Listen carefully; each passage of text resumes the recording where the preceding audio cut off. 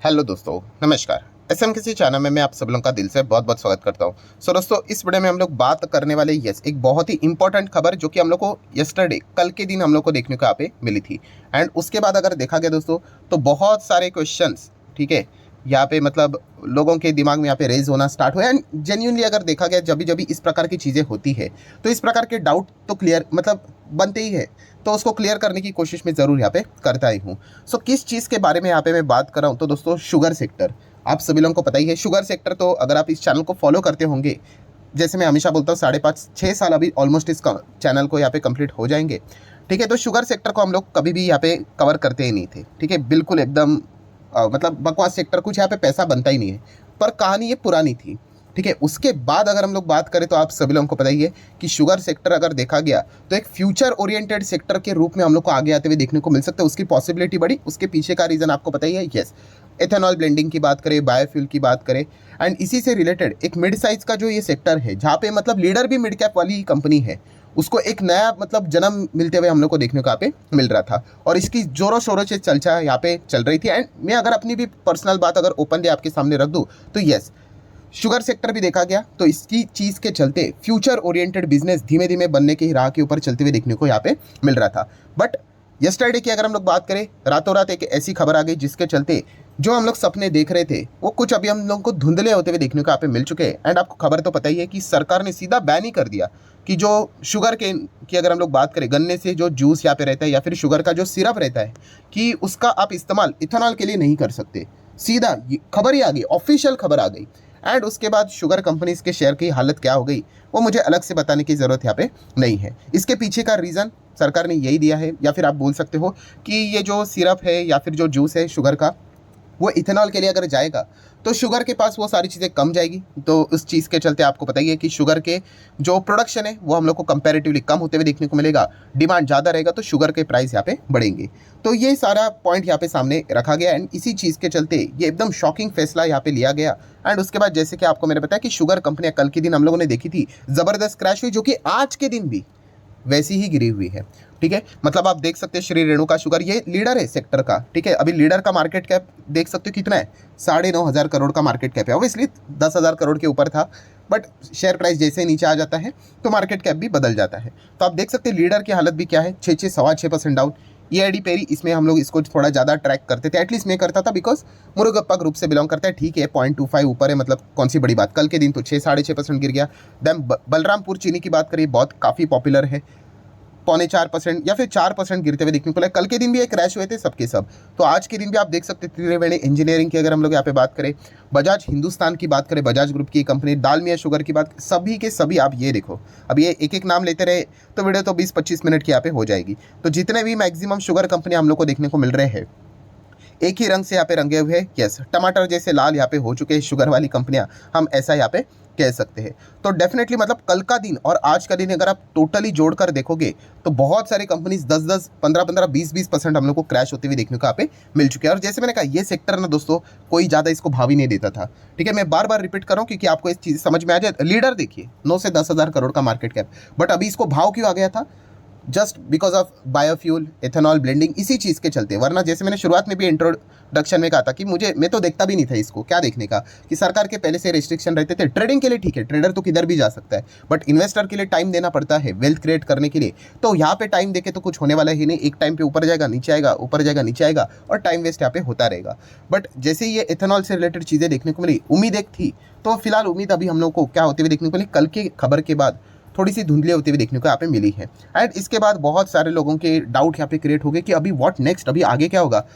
जो हम लोग यहाँ पे मैंने वीडियो भी बनाया था कि 10 फ्यूचर ओरिएंटेड बिजनेस है, फ्यूचर ओरिएंटेड सेक्टर है, जहाँ पे खतरनाक ग्रोथ हम लोग को देखने को मिल सकता है। और जहाँ पे ग्रोथ, वहाँ पे मजबूत पैसा बनता है, ठीक है। वहीं पे बड़े लोगों का भी पैसा आता है, ठीक है। एंड वहीं से अगर देखा गया, क्या ये 10 जो ग्रोथ ओरिएंटेड सेक्टर मैंने आपको बताए थे, तो क्या उसमें से अभी ये जो शुगर सेक्टर है, क्या कंप्लीटली हम यहाँ पे कह सकते हैं, मतलब इसी से रिलेटेड ये जो सपने दिखाए गए थे कि यहाँ पे बायोफ्यूल से रिलेटेड पेट्रोल पंप भी यहाँ पे सेटअप किए जाएंगे, तो क्या अगर देखा गया तो ये पूरा मतलब सब कुछ दी एंड हो गया है? तो दोस्तों इस सवाल का जवाब मैं आपको ओपनली देना चाहूँगा मेरे साइड से, नहीं, बिल्कुल भी नहीं। ये कुछ खत्म नहीं हुआ है, बट येस, ये टेम्पररी झटका हम लोग को लगते हुए देखने को यहाँ पे मिल चुका है। क्योंकि अगर हम लोग खबर को भी देखें, थोड़ा मैं पीछे जाना चाहूँगा, कि उन्होंने कहा है कि फिलहाल तो ये साल खत्म, साल मतलब हम लोग जब भी मैं साल की बात करता हूँ तो 1 अप्रैल से लेकर मार्च तक, ठीक है, 31 मार्च 2024 तब तक के लिए उन्होंने यहाँ पे क्या कर दिया, इन चीज़ों को बैन किया है। मतलब मैं अगर थोड़ा सा ऐसे बात यहाँ पे बोल दूँ, देखिए मुझे कोई बीजेपी कांग्रेस से कोई लेना देना नहीं, मैं आपको शेयर मार्केट सिखाने के हिसाब से ये सारी चीज़ें बोल देता हूँ। बट येस, इलेक्शन का पीरियड है एंड आप सभी लोगों को पता ही है कि जितना हो सके जो सरकार पावर में रहती है वो इन चीज़ों से रिलेटेड चीज़ें, मतलब इस प्रकार की चीज़ें करते हैं। इसमें कोई बीजेपी की बात नहीं, कांग्रेस भी थी तभी भी वो भी चीज़ें यही करते थे, ठीक है। क्योंकि अगर देखा गया तो नॉर्मल शुगर अगर बाजार में अगर महंगी अगर हो जाती है, ठीक है, तो आपको पता ही है सरकार को थोड़ा बहुत इस चीज़ के चलते खामियाजा यहाँ पे भुगतना यहाँ पे पड़ सकता है, ठीक है। इलेक्शन के टाइम में आपको पता है आप हर किसी को खुश रखने की कोशिश यहाँ पे करते हो, और इसी चीज़ के चलते हम लोग को ये मैक्सिमम चीज़ें होती हुई देखने को मिल रही है। मतलब इसका बेसिकली मतलब अगर मैं यहाँ पे बात करूँ, समझ में यहाँ पे क्या आ जाता है कि हाँ, इलेक्शन का ये टाइम अभी रहने वाला है लोकसभा तक, तो ये चीज़ हम लोग को होते हुए देखने को यहाँ पे मिल रहा है। हाँ, उसके बाद अगर हम लोग बात करें तो शायद से वापस ये बैन यहाँ पे हटते हुए देखने को यहाँ पे मिल जाएगा। एंड आज के दिन की बात करें, शक्तिकांता दास जी ने भी एमपीसी की बैठक में ये वाला पॉइंट बोल दिया है कि उनको शुगर, इंटरनेशनल मार्केट में जो शुगर के बढ़ते हुए दाम है उससे रिलेटेड भी उनको चिंता व्यक्त मतलब उन्होंने यहाँ पे की है। तो ये सारी चीज़ें अगर देखा गया दोस्तों तो ये छोटी मोटी चीज़ें यहाँ पे चलती रहती है। ओवरऑल कंक्लूजन की अगर मैं बात करूँ तो क्या इसके चलते हम लोग सीधा ये बोल दे कि ये दी एंड हुआ है करके? नहीं, दी एंड नहीं हुआ, झटका तो जरूर लगा है भाई। मैंने भी, किसी ने भी सपने में नहीं सोचा था कि वो सीधा ये बोल देंगे कि इथेनॉल ब्लेंडिंग के लिए आप जो ये चीज़ें इस्तेमाल करते तो भाई नहीं कर सकते करके, ठीक है। तो फिलहाल तो मैं इतना कह सकता हूँ दोस्तों, दी एंड नहीं है, बट येस, इलेक्शन के बाद हम कह सकते हैं ये बैन हम लोग को हटते हुए देखने को यहाँ पे मिल सकता है। इसकी प्रोबेबिलिटी है, हम ऐसा यहाँ पे कह सकते हैं, ऐसा हम लोग यहाँ पे बोल सकते हैं। सो ये सबसे पहला मुद्दा हम लोग को देखने को यहाँ पे मिल रहा है। और जैसे मैंने आप लोगों को कहा, मैं आई नो मैं रिपीटेशन ज़्यादा यहाँ पे करता हूँ, बट येस, इलेक्शन के टाइम पे जितना हो सके दोस्तों आपको बिटवीन द लाइन रीड करना आना चाहिए। बिटवीन द लाइन क्या रहता है, ये मैंने पॉइंट कब कवर किया था पता है आपको? जब एडिबल ऑयल की अगर हम लोग बात करें ना, खाने पीने का ऑयल, उससे रिलेटेड जो बाहर से आने वाली जो कंपनियाँ थी उनके ऊपर सरकार टैक्स लगाती थी, ड्यूटीज़ लगाती थी, वो उन्होंने लगातार कम कर दिए। एंड इसके चलते एडिबल ऑयल बाजार में हम लोगों को अंधाधुंध सस्ते दाम में बिकते हुए देखने को मिला। एंड इसके चलते हमारी जो कंपनियां हैं एडिबल ऑयल में काम करने वाली, उनको भी अपने दाम गिराने पड़े।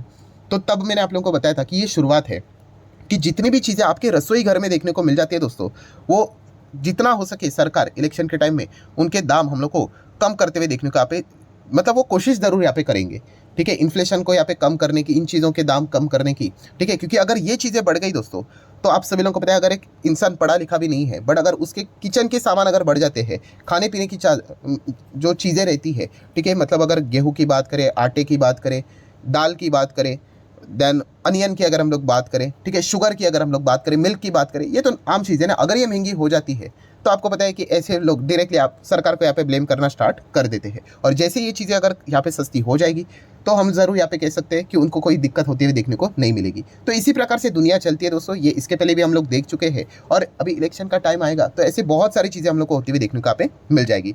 सो फर्स्ट ऑफ ऑल इतना मैं कह सकता हूँ दोस्तों कि कोई ये सेक्टर खत्म नहीं हुआ है, बट यस, ये झटका लगा है। और अभी इलेक्शन के रिजल्ट तक यहाँ पे कोई भी हम लोग को रिवर्सल तो देखने को यहाँ पे नहीं मिलेगा, एटलीस्ट इतना तो मुझे यहाँ पे लगता है, ठीक है। अभी बाकी अगर देखा गया तो नितिन गडकरी जी को इसके चलते बहुत ज़्यादा परेशानी होने वाली है, क्योंकि वही इस सब को ज़्यादा प्रमोट यहाँ पे करते थे।